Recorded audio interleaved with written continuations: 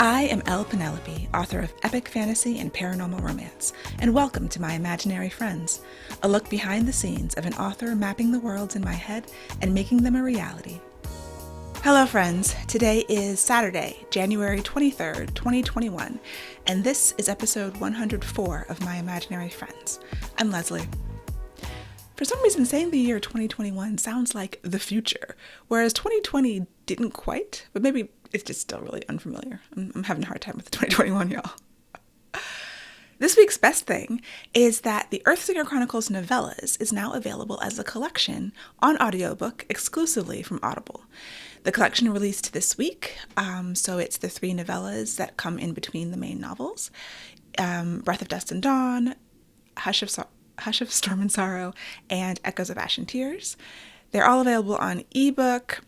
The last one is available in the anthology, Under a Winter Sky, and now they are all together on audiobook. So if you are an audiobook listener and you have been waiting with bated breath to be able to listen to the audiobooks, to the novellas on audiobook, you can.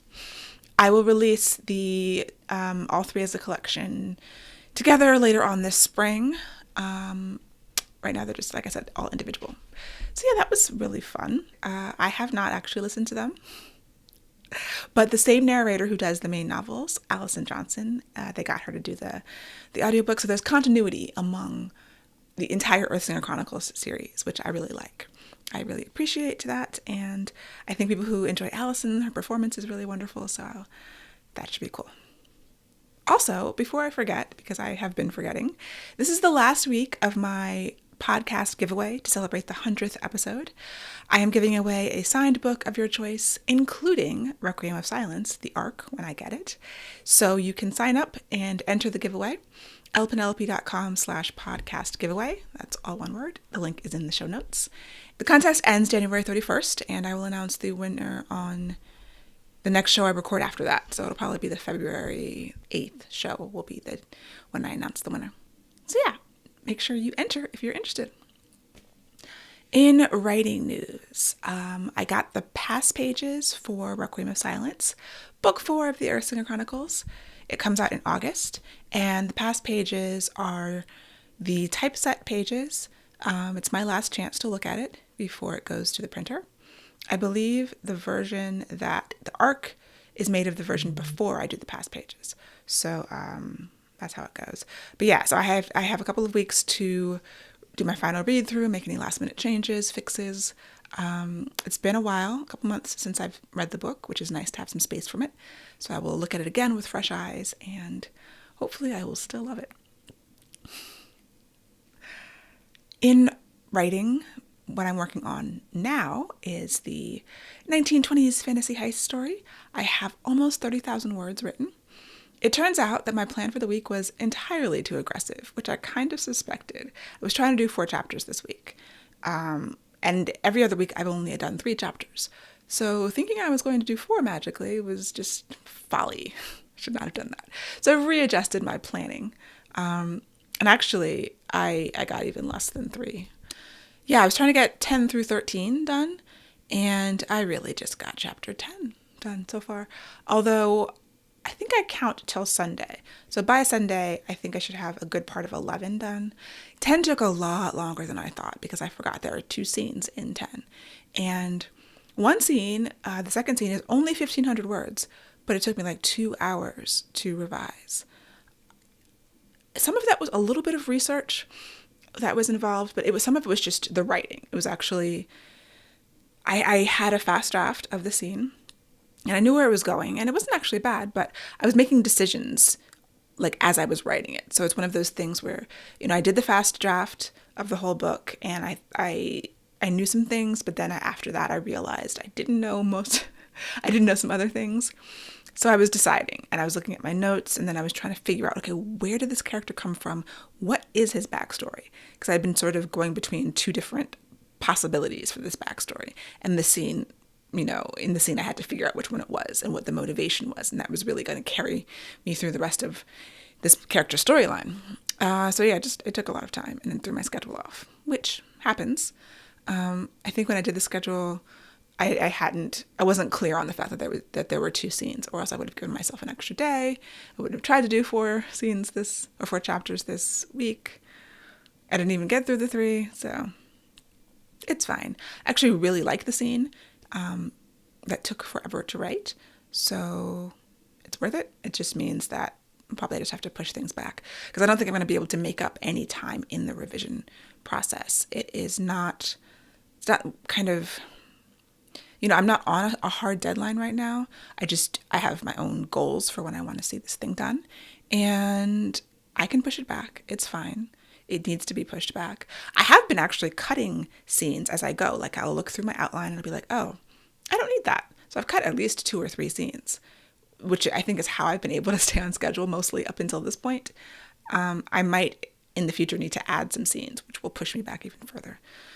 So I think I should just give myself more padding. The schedule I have right now has 0 padding.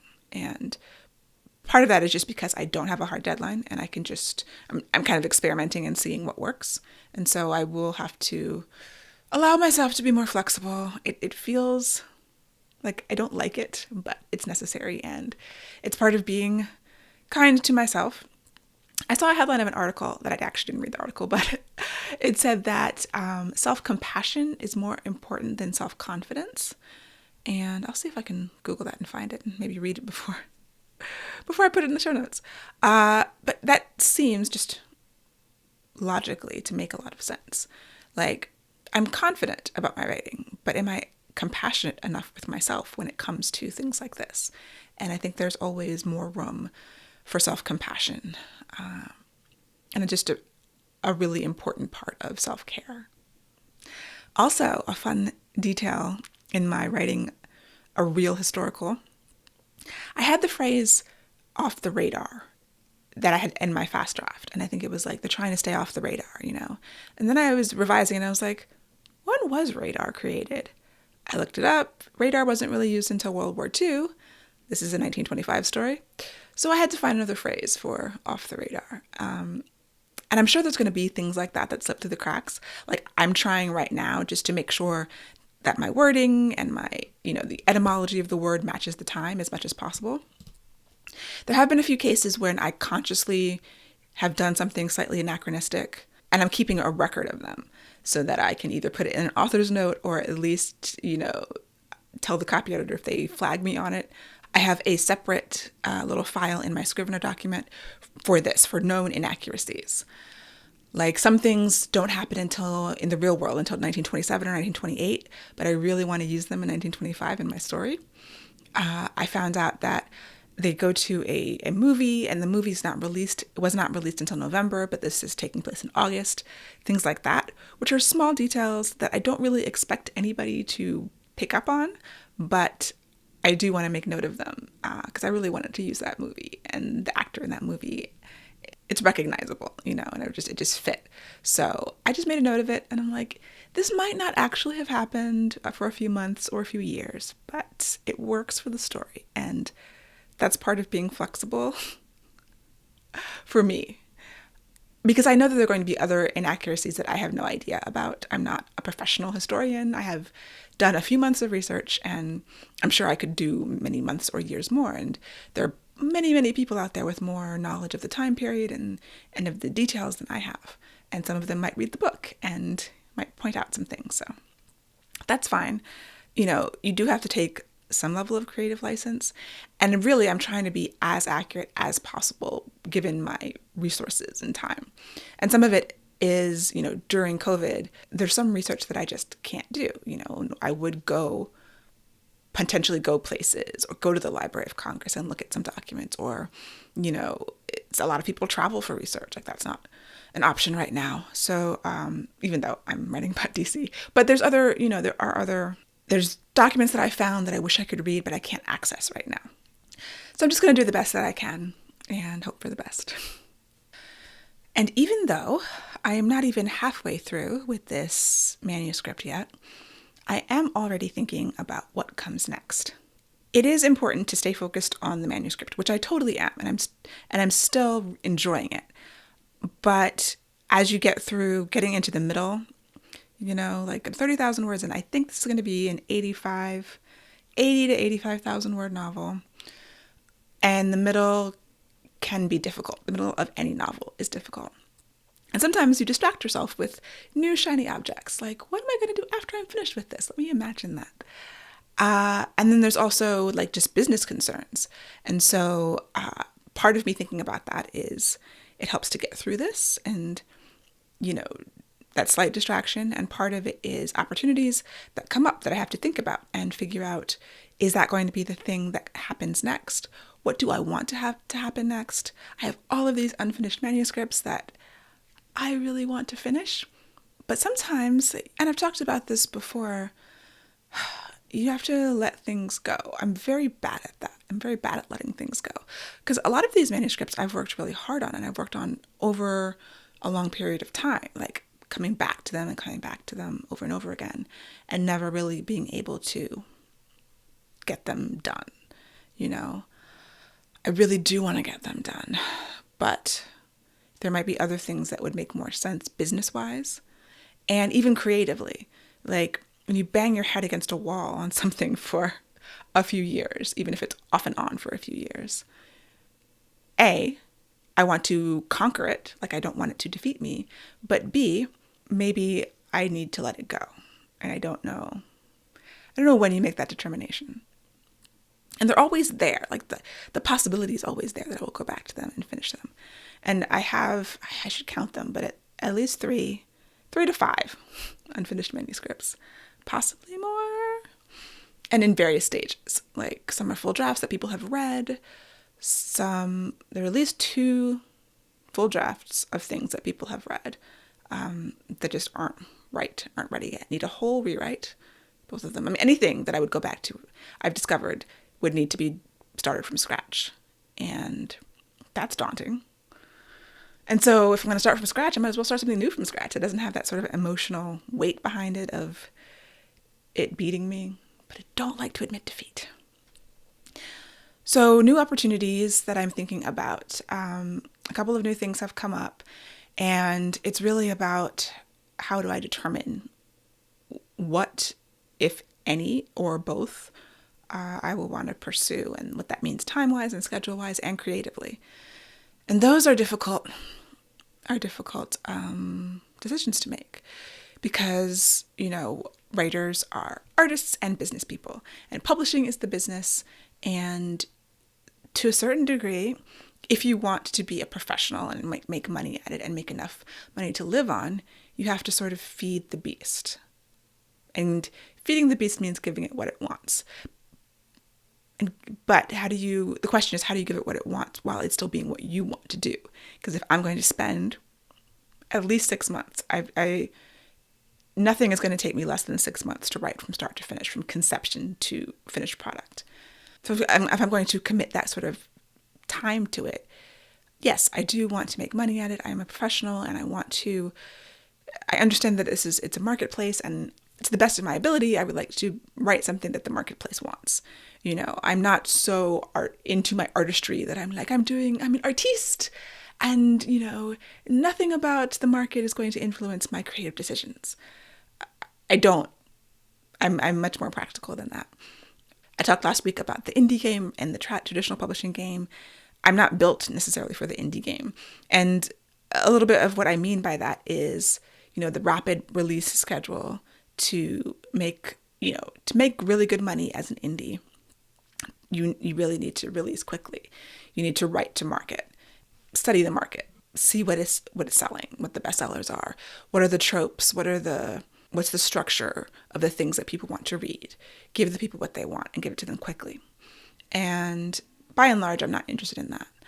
Which is not to say that I'm not interested in trying to write something that people will want to read, because I am. And it's about aligning that with what I want to say and the other things that I talk about a lot, which is what I want to put out into the world. And how can I find something that is the Venn diagram of those two things, the intersection. There are times when people come to you with ideas or with opportunities or with sparks of something, and this might be a good fit for you. We think this can sell. We think this is a good business opportunity. Are you interested in doing that?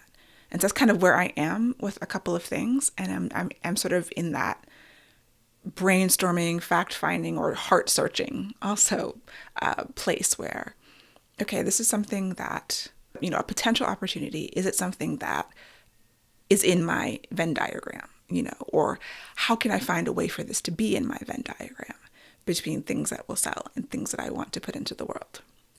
And sometimes that can be a really difficult proposition, There are a lot of authors who are very, very busy, and especially authors of color, Black authors.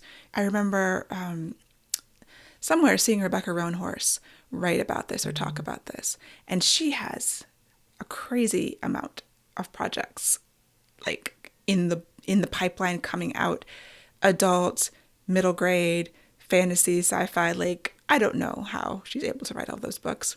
Another podcast that I listen to, Deadline City, with Danielle Clayton and Zoraida Cordova, both of them are incredibly busy. Hearing them talk about multiple contracts, multiple deadlines, it makes my head spin. But I understand why they've taken all this on. I mean, I have other friends who are in multiple contracts. I'm like, can you write all of those books?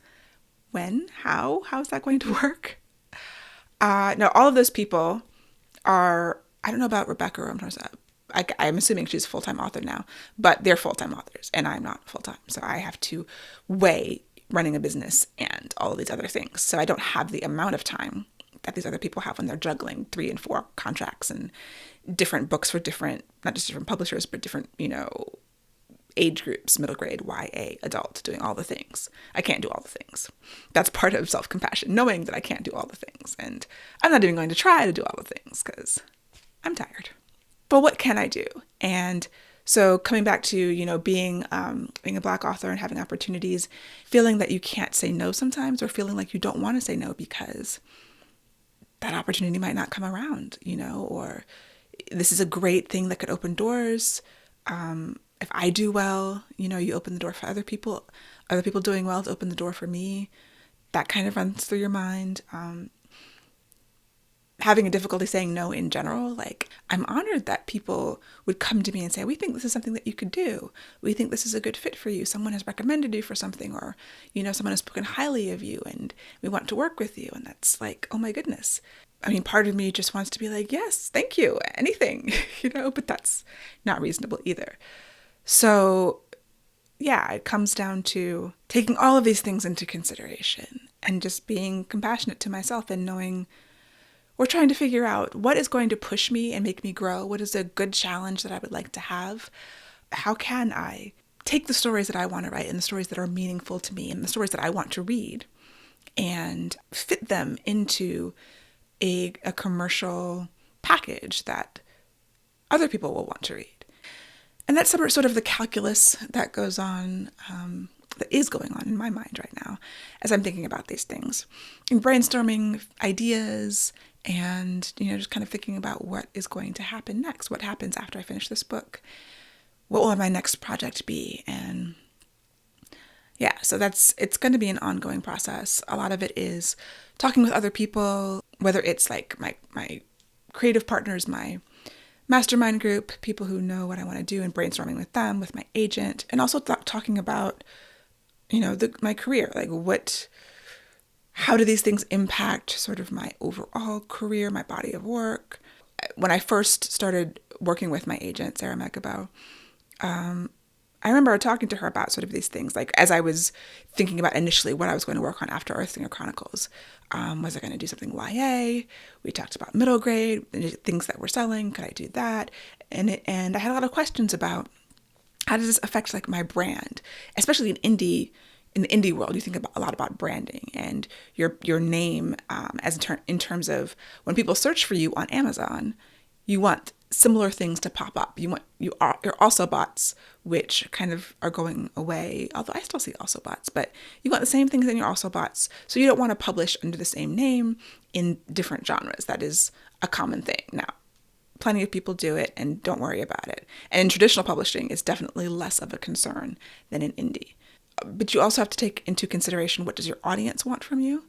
Now, I poll my newsletter. I try to do it every year. I think I've probably missed a year. But in the past, when I've polled them and asking a question like, what would you like to see me write?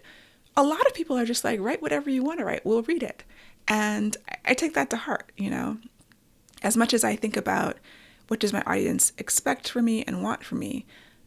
It's a very tiny consideration, because and that's part of another reason why I'm not as interested in the indie game, because to a certain degree, I feel like indie authors, especially high-earning indie authors, are incredibly at the mercy of their audience in a non-judgmentally. Like the audience is buying the books and is creating their career and their income, and you feed that, But sometimes I know that they feel boxed in. Like if they stray too far away from the thing that the audience wants to a thing that maybe they want to do more, and the audience doesn't follow them, they have to go back and go back to that thing that is feeding the income. And maybe if your brand is a little bit more diverse initially, your audience doesn't get too locked into the same thing, you can avoid that. And maybe just being traditional allows you to avoid it, because you're less beholden to what I want from you is wolf shifter romance. Give me bears. I don't want to read bears. I want wolves. Some audiences are that narrow. Now, I think that's kind of hyperbolic, because wolves and bear shifters are not going to be that big a deal. But if you're giving them wolf shifters and then you want to switch to, royal romance billionaires or something, maybe they don't follow. I mean, some will, some won't. But those are the kinds of details, the kinds of sort of narrow lanes that can be an issue. And for indie authors who want to go in that other lane, they're building a new audience who wants that other thing, and that might not go to their wolf shifter romance. You know what I mean? And that kind of thing feels restrictive to me. And I do trust that there is a core audience who will read my voice and appreciate my voice in whatever I do. That thing inside of me is always going to shine through. And so thinking through these questions and how do I, get my Venn diagram together is really like, how do I stay true to myself and to my audience? Because whatever it is in my books, whether it's an epic fantasy or a contemporary paranormal romance, I see the connection. I see the themes that I'm dealing with and the characters and the similarities. And I think the people who follow me from genre to genre will see that too. And maybe that's the thing that they're attracted to, because I'm gonna try to make sure I'm always bringing that to the table. And I feel like I can't help but always bring that to the table. And so, part of this calculus is like how to make sure that I'm protecting that and not letting business, marketing, the market, writing to market to the extent that you do in traditional, sort of corrupt that, and protecting my reason for doing it, or I don't even know what the word is for that, Hopefully that wasn't too long and drawn out. Obviously, I'm still working out in my head, and I don't have any answers yet, but one of those things that you deal with in the life of an author. In recommendations, I finally started watching Star Trek Discovery. One of my friends has been after me for a long time, and I'm like, I refuse to add one more streaming service. I've got Netflix, Amazon Prime, Hulu, Disney Plus, Peacock showed up. I mean, I don't pay for that, but I don't want anything else. I don't want CBS All Access. So I had been putting off, watching Star Trek Discovery. And then a friend of mine sent me the Blu-rays of season 1. And I was like, okay. So shout out to Michael. Thank you very much for sending me the Blu-rays. My husband and I binged the entire season 1 in a few days. And then, of course, I broke down and got CBS All Access. And now we're watching season 2. Still on the free trial, though. Haven't paid for it yet, but obviously I'm going to pay for it. And I want to pay for it for as little time as possible, because it's not a money thing, it's like $6 or $7. I think I paid the commercial free one, which is like $10. It is the principle of the thing. Too many channels. I don't like, that thing where you're like, oh, what are we going to watch? And then you spend the next hour scrolling through Netflix trying to figure out what you're going to watch. And then you double it, because sometimes I'll be like, well, what's on Amazon Prime? Well, what's on Hulu? No, then you don't watch anything at all, because you spent the entire time you were going to watch something trying to figure out what to watch. I'm trying to keep a list on my phone of things I want to watch, so that, when it comes time, that time comes, I'm like, I have a list. We're going to get through this list before we waste our time scrolling through the menus. Anyway, Star Trek Discovery is amazing. It is really good writing, really thoughtful explorations. I'm not a super Trekkie, but I catch little things here and there. My husband catches a lot more, even though he doesn't consider himself a Trekkie, but he knows a lot. I think it's mostly Deep Space Nine. Like, he watches Deep Space Nine, all of it, every couple of years. So yeah, obviously that's a great show. He thinks it's better than Battlestar Galactica and The Expanse. I feel like I'm not quite there yet. I mean, I think the first few seasons of Battlestar were just amazing. I mean, and it's been years since we've watched it, but. And then The Expanse, you know how much I love The Expanse. I would put it up there with them. I don't think it surpasses them, but to each his own. We're also watching WandaVision. We just watched the 3rd episode today. I don't know. I appreciate that they're doing something very different. You know, they're doing this whole retro sitcom thing, which is never seen before, you know, and really well. Like, Elizabeth Olsen is such an amazing actress. I only watch it because he watches it, and I'm curious as to how they're going to make this make sense, because after 3 episodes, I really would stop. I actually would have stopped after the first one, but I respect the innovation and the difference, and I appreciate the performances. One time when I was in LA, we had lunch next to Catherine Hahn and her family. Anytime I visit my brother in LA, there's always obviously lots of star sightings, and I'm really good at spotting celebrities, like the rest of my family isn't. I saw Wilson Cruz. We saw him at something, at like a theater or something, one time when I was out in LA. All the celebrity name dropping aside. Yeah, not so sure about WandaVision, but I'll keep watching. Also a cool thing in the things that can happen to authors kind of column, ways that you can license your material. Fellow Maryland romance writer Christy Barth just had one of her books turned into a video game. Well, a video game. It's on your phone, a phone game. Anyway, it's like a choose your own adventure. Apparently they're taking a bunch of books and turning them into kind of choose your own adventure games. So the app is called Spotlight, and Christy's story is The Princess Problem. So you can choose, I started playing it last night. It's actually it's kind of cool. Like, you can choose your character, you get to design them, their hair, their eyes, their clothes, and then you step through the story, and then every once in a while you get to make a choice about what happens. I haven't yet figured out how to earn diamonds. Like, some choices cost diamonds, and aside from paying actual money for them, I assume there's a way you can earn them in the game, but I haven't gotten that far yet. But it's really cool, and the graphics are really great. And it just seems like a really fun thing to do. And so she talked about her experience licensing her work for the game in our last meeting. And basically she didn't have to do anything, you know.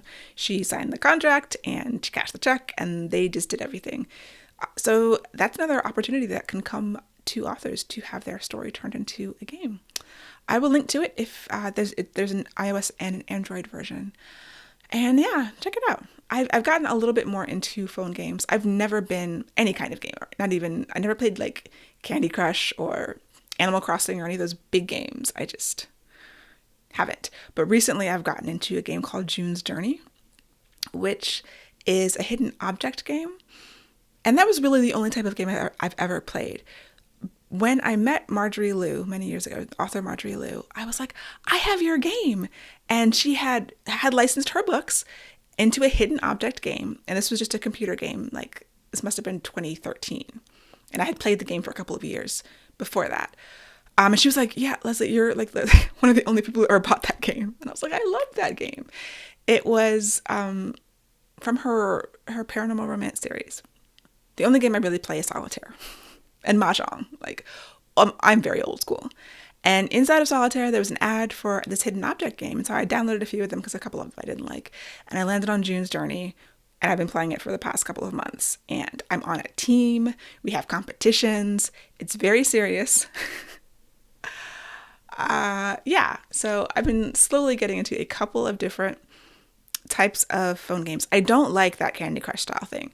There's a couple of other games that I've seen on ads, and I've tried them, and they're that, you know, match the shapes thing that I assume is what Candy Crush is.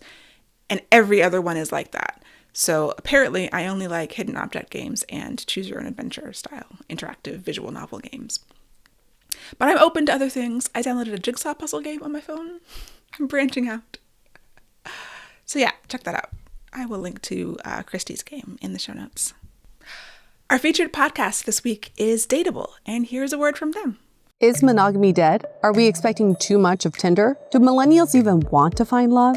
The Dateable podcast, part of the Frolic Network, is an insider's look into modern dating that the Huffington Post calls one of the top 10 podcasts about love and sex.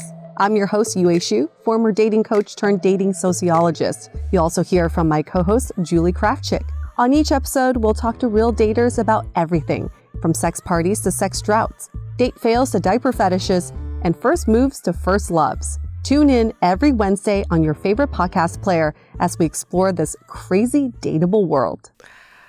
So that's it for me for this week. I hope that you have a wonderful week. We managed to have a peaceful transition of power.